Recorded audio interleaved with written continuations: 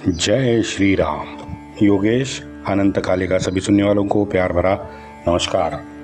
मित्रों, अगर मेरा कंटेंट आपको अच्छा लगता है तो लाइक शेयर सब्सक्राइब ज़रूर करें, हमें यूट्यूब पर जिंदा रखें। मित्रों, पूरा जून और जुलाई 1760 के ये 2 महीने बस संधि करना है, बातचीत करना है, इसी में चले गए। वकीलों की भाग दौड़ लगातार कोलजड़ेश्वर में, लखनऊ में, कन्नौज में, आगरा में और दिल्ली में गोल वकील भाग दौड़ करते फिर रहे थे। सारे 2 महीने यहीं गुजारे। सितंबर आ गया, सितंबर भी लगभग ख़त्म होने को आया था, लेकिन इनकी बातचीत और संधि वार्ता की कुछ शर्तें, इसमें ये 15-20 दिन उन्होंने निकाल दिए। अब अब्दाली की पोजीशन ये थी कि अब्दाली गंगा यमुना के बीच फंस गया था। अब जैसे दिन गुजर रहे थे, अब्दाली की बाजू कमज़ोर होती दिख रही थी। भाऊ के वकील मूलतः छत्रपति संभाजी नगर यानी कल के औरंगाबाद और आज के छत्रपति संभाजी नगर के एक पंडित भवानी शंकर थे। इनका जिक्र लास्ट एपिसोड में मैंने किया है, जो नागपुरकर भोसले के मूलतः वकील थे।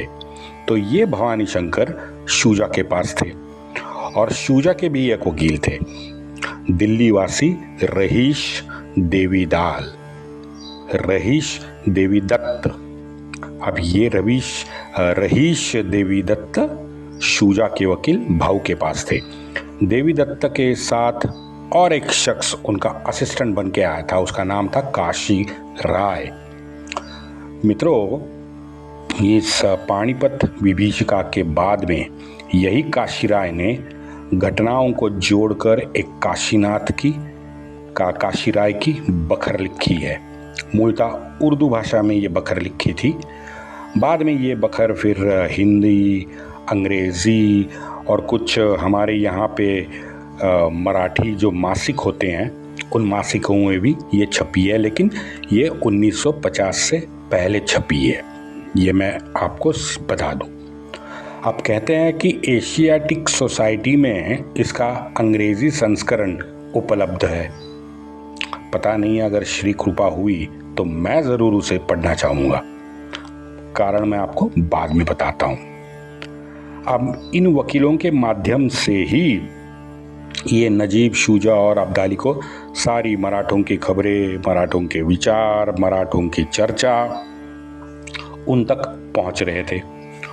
अक्टूबर के पहले हफ्ते में ये त्रिवर्ग फिर एक बार मिला, लेकिन अब सारी कमान नजीब ने अपने हाथ में ले ली। त्रिवर्ग एक नतीजे पे इस चर्चा में पहुंचा कि भाई जो होना है वो अभी होना है, क्योंकि अगर अब की बार दिल्ली में मराठे हमारे छाती पे बैठ गए तो युगों युगों तक वो यहाँ से हटने वाले नहीं हैं। आने वाले दिन में शिर्क करने वाले बादशाह हमें देखने पड़ेंगे। ये मुल्क दारुल हर्ब बनेगा। जैसे दारुल इस्लाम बन गया था, ऐसे इनका मानना था। मैं कौन से नशे में ये लोग रहते हैं, आज भी यही चल रहा है उनका। तो ये त्रिवर्ग को भी ऐसे लगता था कि भाई अगर पेशवे छाती पे दिल्ली में बैठ गए तो ये सारा मुल्क जो है ये दारुल हर्ब बनेगा। भवानी शंकर वकील के साथ अपना एक हसीन, शब्द पे ध्यान दो, मैंने क्या क्या कहा है। भवानी शंकर वकील के साथ अपना एक हसीन खोजा याकुत खान को शूजा ने भाऊ के पास भेजा। अब देखो शूजा ने क्या बताया। गत कुछ वर्षों में रघुनाथ राव जी, दत्ता जी और मल्हार बा ने जो हालात रोहिलखंड और पंजाब में यहाँ के राजे, नवाब, सुल्तानों के किए थे, उनसे त्रस्त होकर अपने बचाव के लिए इन लोगों ने अब्दाली को बुलाया। उन्होंने जो बीज बोए उनके अब फल आपको दिखाई दे रहे हैं। अगर सुलूक करने की श्रीमंत की शुद्ध मनीषा हो तो आपका और हमारा पूर्ववत स्नेह ध्यान में रखते हुए आप योग्य निर्णय करें। मैं मेरी पूरी क्षमता से प्रयत्न करने के लिए कटिबद्ध हूँ, शुजा। ये शुजा ने संदेशा भेजा भाऊ को। अब इस पे काशी राय ने लिखा है कि भाऊ ने अब्दाली की शर्तें मानने से साफ मना कर दिया। एल्फिंस्टन को भी ऐसे ही लगता है, क्योंकि भाई काशी राय का सिर्फ अंग्रेजी भाषांतर शायद एल्फिंस्टन ने किया होगा तो एल्फिंस्टन ने वाक्य भी नहीं बदले हैं, वाक्य भी यथावत वाक्य वहाँ रखे हैं कि एल्फिंस्टन भी यही कहता है कि भाई अब भाऊ ने अब्दाली की शर्तें मानने से साफ इनकार कर दिया। मित्रों, यहाँ दिल्ली में भाऊ की बेचैनी तो बढ़ रही थी क्योंकि युद्ध नहीं हो पा रहा था। 2.5 महीने से दिल्ली में बैठने के अलावा उसने कुछ किया नहीं था और वो ना ग्राउंड का आदमी था, वो ऑफिस का आदमी था नहीं। युद्ध पूर्व संधि ये जुबानी खेल है, ये उसका मानना था। अपनी ताकत युद्ध भूमि में दिखाए बिना वार्तालाप कैसे संभव है, ये प्रश्न भाऊ पूछता है। कलाई की ताकत दिखानी आवश्यक है, ये तो हमारे मोदी जी भी कहते हैं। भाऊ अब लगभग अन्य सारे विकल्पों को त्याग चुका था। प्रतीक्षा थी युद्ध की, बस युद्ध की। हम भी समझ सकते हैं पूरे दक्षिण भारत में ये अजेय रहा योद्धा था। अब्दाली की तरह ही भाऊ भी प्रत्यक्ष युद्ध भूमि में पसीना बहा के अपना पराक्रम दिखाने वाला योद्धा था। मई महीने में रोहिलखंड के सारे चिरकुटों पर पायबंद लगाने में गोविंद पंत हमारे असफल रहे। अब इसके कारण मैं यहाँ नहीं दूंगा, मैंने कारण बार बार आपको बताए हैं। क्यों अब हमें भी पता है कि क्यों नहीं कर सके। अक्टूबर 1760 में पूर्ण परिस्थिति का आकलन करने के बाद में भाऊ को समझ आया कि इन छोटी मोटी झड़पें, ये राजनीति, ये राजकारण की सुंदोपसुंदी, इससे कोई फायदा तो होने वाला बिल्कुल नहीं है। अब्दाली जितना कमज़ोर होना था, जितना भाऊ को अपेक्षित था, उतना अब्दाली कमज़ोर नहीं हुआ था। यह अक्टूबर में जाके भाऊ को पता चला। हाँ, 1 और 2 मई को दिल्ली में भगवा फैलाने से पूरे उत्तर भारत में हड़कंप जरूर मचा था, इसमें कोई दो राय नहीं है। सारे स्थानिक जितने भी सत्ताधीश थे, अब्दाली के सामर्थ्य के प्रति वो आशंकित जरूर हो गए थे और अपने अपने बुद्धि के अनुसार विकल्पों को भी तलाश रहे थे। एक बार तो शुजा को मारने के लिए कुछ मारे कर ही आए थे, मारने का प्रयत्न भी उन्होंने किया था। अब अक्टूबर में जाके सत्य सामने आया कि भाई ये तो अब्दाली के ही लोग थे। इतना आपा अब्दाली खोने के कगार पे आया था। सितंबर ढहते ढहते शुजा और अन्य से अब अब्दाली, जैसे मैंने लास्ट एपिसोड में कहा, पैसे की तो मांग कर ही रहा था।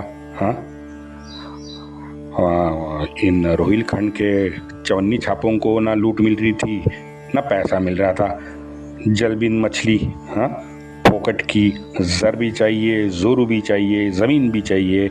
यहाँ तो जर भी नहीं, जोरू भी नहीं, ज़मीन भी नहीं। क्या फ़ायदा ऐसे जहन्नुम नुमा जिंदगी का। वहाँ पे नजीब ने अली गौहर को प्रयागराज में जो झूठे सपने दिखाए थे ना, वो भी अक्टूबर के आते आते चूर हो गए थे। भाई अली गौहर को कोई टेंशन नहीं थी, वो अपने दुनिया में मदमस्त था, अय्याशी में पूरा अंधा बन चुका था। मित्रों, बाद में सचमुच आंखों से ये अंधा बन गया था। खैर, आगे बढ़ते हैं। चुरकुटों को, ये चवन्नी छाप नवाबों को भी अब संधि होने की बड़ी उम्मीद लगाए वो लोग बैठे थे।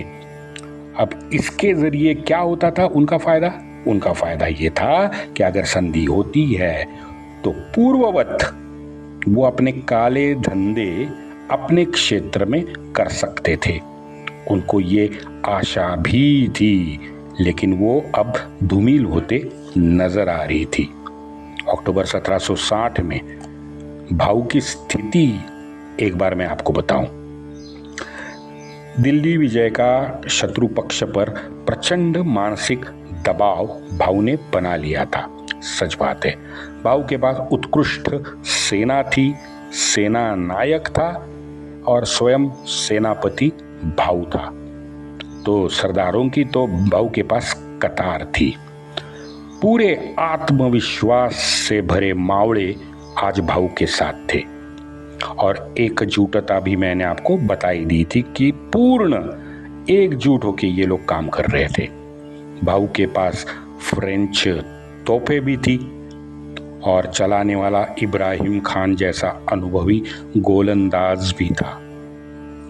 गोलंदाज मैंने कहा मित्रों, ये शब्द 125 साल पहले सावरकर जी ने मराठी में प्रथम प्रयोग में लाया था। तोफ चलती है, तोफ में गोले दागते हैं, गोले दागने वाला गोलंदाज। मित्रों, ये है भाषाओं पे अन्य साधारण प्रभुत्व रखने वाले प्रकांड पंडित की बुद्धिमत्ता। ये इसे कहते हैं बुद्धिमत्ता। आज राजीव जी के पुण्य स्मरण है, हमें उनके आदर्शों पर चलना चाहिए। अबे इटालियन मम्मा, अब क्या हमारे बच्चे भी 2-2 यूनिवर्सिटी में आप फेल करना चाहती हो? जैसे राजीव जी आपके फेल हो गए थे 2 यूनिवर्सिटी में। डिग्री नहीं है उनके पास। तो ऐसे आदर्श हमारे बच्चों के सामने हमें रखने को कह रही हो क्या खानदान है यार, एकदम बकवास है यार ये लोग। क्या कितनी गाली दूं मैं? अभी मेरे मन में आई है, ये मिसळ है लेकिन गंदी मिसळ है, बहुत गंदी मिसळ है। आप तो जानते होंगे कि महाराष्ट्र मिसळ बहुत चाव से लोग खाते हैं। मित्रों, ये मिसळ नहीं भेसळ है, भेसळ। चलो, मैंने तय किया है भाई, विषयांतर ज़्यादा नहीं करूँगा, नहीं तो मैं भटक जाता हूँ, 8-8 फिर गाली खानी पड़ती है। जो भाऊ अपनी तैयारी करके आया था उससे आप भी आप भी मानोगे कि वो अब दिल्ली में आके थोड़ा संतुष्ट था अपनी तैयारी को लेकर, लेकिन भविष्य को लेकर वो चिंतित जरूर था। और एक इसका एंगल था दत्ता जी का वध। मित्रों, दत्ता जी का वध हर एक मावड़ा के प्रतिशोध का एक महत्वपूर्ण कारण भी बना था। ये हमें भूलना नहीं चाहिए। क्या पूछा था? क्यों पाटिल, और लड़ना है क्या? यही पूछा था ना। 2019 में जवाब कैसा था? अभिनंदन को नहीं छोड़ा तो इंडिया रात को 9 बजे हम पर हमला करेगा। माथे पे पसीना था, टांगे कांप रही थी। याद आया ना भांडो? सनातनी है, सनातनी कुछ नहीं भूलते। लांस नायक हेमराज जी भी याद है ना? मैंने बताया है आपको, 2-3 बार मैंने बताया, और एक बार बताता हूँ। लांस नायक हेमराज जी का सर काट के ये धर्मांध जानवर उससे फुटबॉल खेल रहे थे। फुटबॉल खेलने का वीडियो निकाला और बाद में उनका सर थाली में हमारे पास भेज दिया। वो नपुंसक सरकार थी तो कुछ नहीं किया। अब मित्रों, जिसने वो सर काटा था ना, उसका सर काट के हमारे वीर वापस हिंदुस्तान ले आए। और धर्मांध जानवरों, नालायकों, हमने फुटबॉल नहीं खेला क्योंकि चाहे हम कितने भी गिरे, तुम्हारे जैसे जानवर कभी नहीं बन सकते। तो दत्ताजी का वध इनको चुभ रहा था, ये भी सत्य है। इन सभी परिप्रेक्ष्य में अगर आप देखोगे तो अब्दाली का समूल नाश ये एकमेव विकल्प भाऊ ने चुना था और वो सही लगता है। हाँ, अगर अब्दाली अटक सीमा की शर्त भाऊ की मान लेता तो भाऊ उसे ससम्मान स्वदेश जाने की परमिशन भी देता। लेकिन अब्दाली है, अब्दाली भी अपने ताव में था भाई। हाँ, और ताव में रहने के लिए उसके पास कई कारण भी थे। तो वो भी बहुत ऐठ में उसने भी ये नकार कर दिया, भैया अटक नहीं, हम तो सरहिंद पर सीमा लगाएंगे, अटक तक नहीं, सरहिंद तक आगे आना चाहता था अब्दाली। कुछ ने लिखा है, भाऊ गर्विष्ठ बन गया है, अब आत्मविश्वास नहीं, उसकी जगह दिल्ली विजय के बाद अहंकार ने ले ली है। भाऊ किसी को सुनने को भी राजी नहीं होता। ये कल्पना के पतंग ये पेशवा विरोधी कुछ उड़ा रहे थे।